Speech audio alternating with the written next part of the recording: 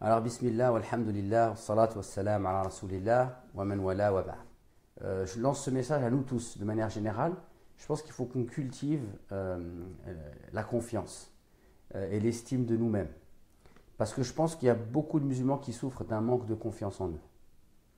Et on le voit notamment à travers, moi je le vois à travers les questions religieuses, etc. Je vois qu'il y a beaucoup de gens qui souffrent d'un manque de confiance en eux. Et ça, d'où ça vient? Généralement, la confiance en soi, on la trouve dans le cadre de la famille, mais pas seulement, aussi dans le cadre de la société. Et il est vrai que peut-être qu'aujourd'hui, on peut le voir notamment avec nos jeunes frères des quartiers populaires, on s'aperçoit qu'en fait, le musulman, il grandit en France, il est de double culture, c'est pas toujours assumé. Peut-être qu'il a des parents, et les parents, ils ont trimé en France, ils sont d'une classe sociale plutôt défavorisée. Pas tout le monde, mais en tout cas en partie. En tout cas, c'est l'image aussi qu'on rejette aux jeunes de culture maghrébine ou africaine, d'obédience musulmane. C'est un peu l'image qu'on leur donne. Hein. Vous êtes venus par le bas de l'échelle sociale. Alors que dans d'autres pays, par exemple, comme au Canada, ceux par exemple, l'État marocain, il a un accord avec le Canada et c'est que des diplômés qui vont là-bas. Donc ça, je pense que ça joue beaucoup sur l'état d'esprit du musulman. Et donc, je pense qu'il y a un manque d'estime pour X raisons. Et on peut dire aussi, je pense que même aussi parfois le discours religieux, il n'est pas là pour donner confiance. Parfois, il peut être culpabilisant, menaçant, accusateur.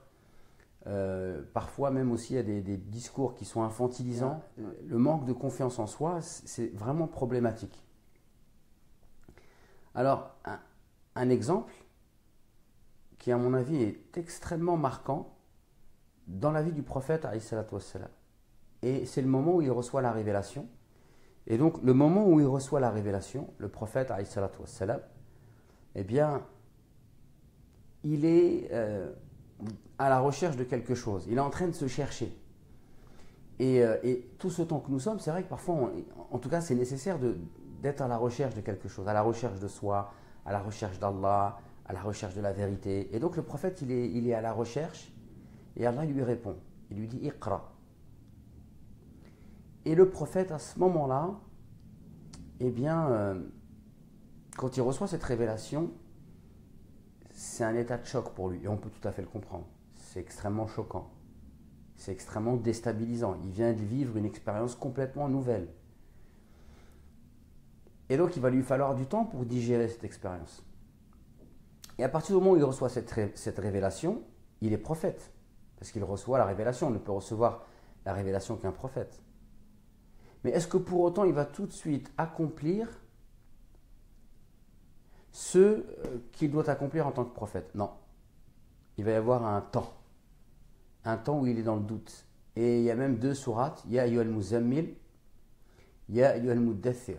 C'est-à-dire, c'est des sourates qui font référence à l'état dans lequel le prophète va se mettre. C'est-à-dire, il s'enveloppe d'un manteau. Et en fait, il pense qu'il est malade. Et sa femme Khadija radiyallahu anha lui remonte le moral. Il va rencontrer un homme érudit qui s'appelle Waraqa ibn Nawfal qui va lui dire que en fait c'est bien la révélation qu'il a reçue, mais lui le prophète il est là à ce moment-là, il est perdu. Il va falloir une autre révélation. Ya ayyuhal muddathir, ô toi l'enveloppé, qum fa'andir, lève-toi et avertis, wa rabbaka fakabbir, et proclame la grandeur de ton Seigneur. Il va falloir une autre révélation, d'ailleurs qui vient secouer le prophète, qui lui dit lève-toi et avertis, pour qu'il passe dans une autre approche vis-à-vis de ce qui vient de se passer, c'est-à-dire qu'il assume sa mission de prophète. Et donc ça veut dire que le prophète, entre la première révélation Iqra et la deuxième Ya ayyuhal muddathir, il y a un temps, d'accord? Il y a un temps où en fait il est en train de se chercher.